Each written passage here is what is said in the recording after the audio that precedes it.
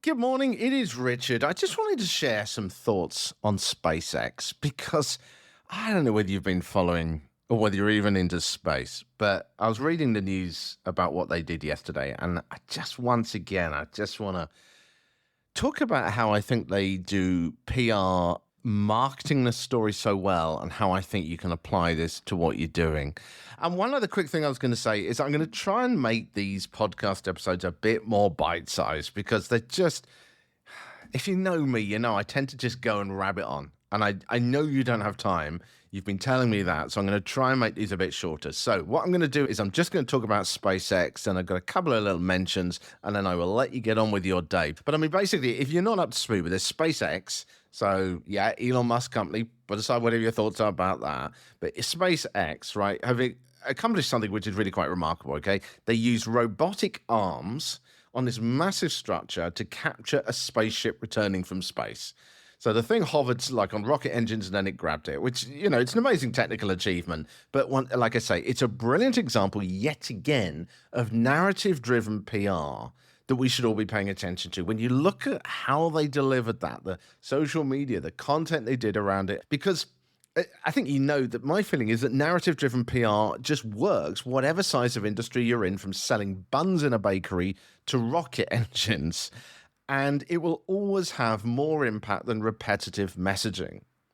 It's interesting because, if anyone says, oh, you know, this sounds like hyperbole, it doesn't really make much difference. Well, just look at it. Why is it that SpaceX has captured the public's imagination, or at least people who are interested in that sort of thing, their imagination in a way that NASA, across decades, failed to do?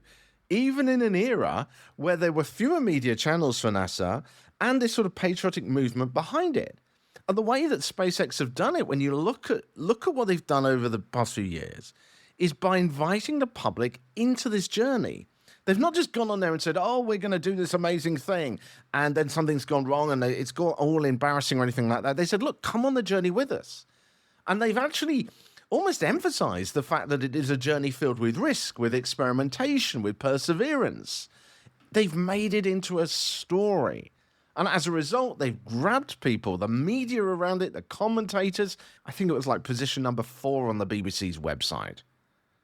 So they're delivering something that is grabbing people's imagination far more effectively than just, well, as NASA failed to do over so many years. So what actually is the technique? The technique, as I've said many times, to me is narrative-driven PR. It is not just about putting out one statement. You know, too many organizations, I think, still rely on repetitive statements. This isn't just my opinion. Just look out there. Just look at the marketing that's going on. You know, it's like we're the best or we're the most affordable, believing that by repeating this over and over again, it will build up long-term brand recognition. And yes, it will to an extent. But as we know, as the world's getting noisier, it's going to get harder and harder to do. And it often falls short of this deep emotional connection with an audience. You know, people aren't thinking about, well, it's the way that they did with Tesla. You know, they didn't think about it as just an electric car product. They thought about it as a movement, as an experience in the past before things started to get a bit more difficult for Elon Musk. So what they did was they built an emotional connection, a feeling, not just a brand message that was being repeated over and over again. So SpaceX is demonstrating how a narrative-driven approach can elevate a message beyond mere repetition. Instead of people telling people over and over again that they're innovative, the company is showing it. Just like with any good story, there's always a question mark, an element of tension, an element of excitement. Will this mission succeed or fail? And that engagement keeps their audience invested as each mission builds on the story of the company's journey, and it keeps it going. So how can we apply it? Which is kind of the obvious question. Well, if we directly copy SpaceX, we're looking then for a story. So let's move it on to something else, like an automotive parts company, right? And let's say that the perception of customers is that automotive parts are expensive and unreliable. And we're trying to get over that. Let's say we've got Jim's cars and Jim's car parts, and we're trying to get across this.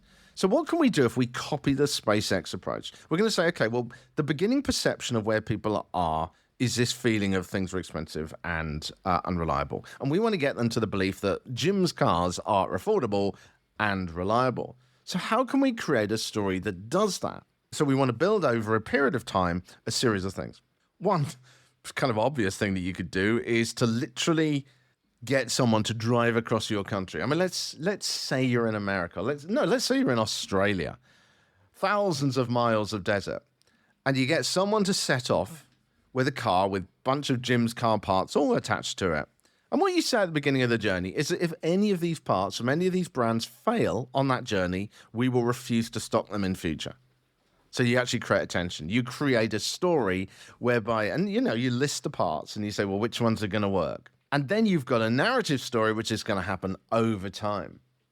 But you're creating a story, you're creating constant social media updates, you're creating a narrative, and you're creating tension, and will it succeed or won't it succeed? Or maybe another approach to doing this would be like, let's say you get 5 customers on board with this, and you start off at the beginning by getting them to share on social media or whatever, and you get them to talk about horror stories they've had with car parts. You don't mention the names of where they got them from, but you just say, oh, I had this problem with this, or this problem with this, or this broke, or this. And then you follow 5 people's stories on social media. Over the year, one person's a commuter, one person is a traveling salesman, and you follow their stories, and you get them to do little updates, and you show which parts break or which parts don't. And if you're getting to the point where nothing's happening, you get your engineer to check the part and see which is doing well. And you keep the same premise, and you say, well, if these parts break, we won't be stocking them because we only stock the most reliable parts. You get my point. It's about developing a story. This stuff can often sound complex, but it's not. I mean, how hard is it to pick up the phone or to talk to 5 customers that come in and say, would you do this with us? This is what we're looking for. This is what we need. Would you do this for us and provide updates or allow us to take these photos? And then you generate this story to do it. So the main takeaway is this. It's that emotional connection that you can get through storytelling. So SpaceX, once again, are reminding us that stories are much more powerful than repeated slogans. We're not saying that repeating slogans isn't important. It works. But it should be connected with a deliberate story that's engaging and leaving a lasting impression. One of the things I found in media as a journalist is that people sometimes said, there isn't a story connected with my business. And there is a story connected with everything, every organization, every business, everything, whether it's, buns or bolts or whatever it is that you're doing, there is always a story behind it. In fact, actually, tell you what, if you think you've got something where you think it's a real struggle to generate a narrative story out of it, let me know. You can reach me on LinkedIn. My name's Richard Midson, Midson, Midson. You can find me on there. Connect with me there and let me know what you do. Okay, let me know what you do. What is the thing that you think is a struggle to generate a story from? And I'll try and put my journalist head on it and think, okay, well, how would I turn that into a story?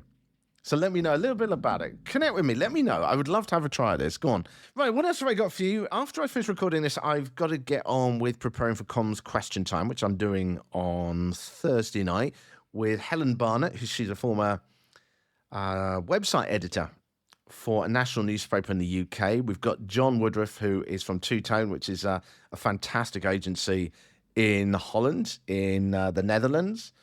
And we've also got Komalat, who is an amazing PR head from Toot Consult in India. So combined with the 3 of them, we're going to be tackling 2 listeners' scenarios and their comms experience of what they're doing in business. And we're going to try and solve those in the actual show. Anyway, more details about that soon, as I say, because these are 3 pilot episodes, and I will get those episodes out to you as soon as I can. Anyway, I just thought I would mention SpaceX. This is the briefer, more simpler PR bites. I'll have more for you on Thursday, and also I'll have a practice scenario for you as well, which I think is kind of a fun one, which I've been thinking about too. I'll have that for you as well. If you want to reach out to me, LinkedIn, it is Richard Midson, Midson. And as always, if you want to share this podcast with anyone else and let them know about what we're doing here and what we're discussing, then do that too. So much more to come. Speak to you soon. Bye.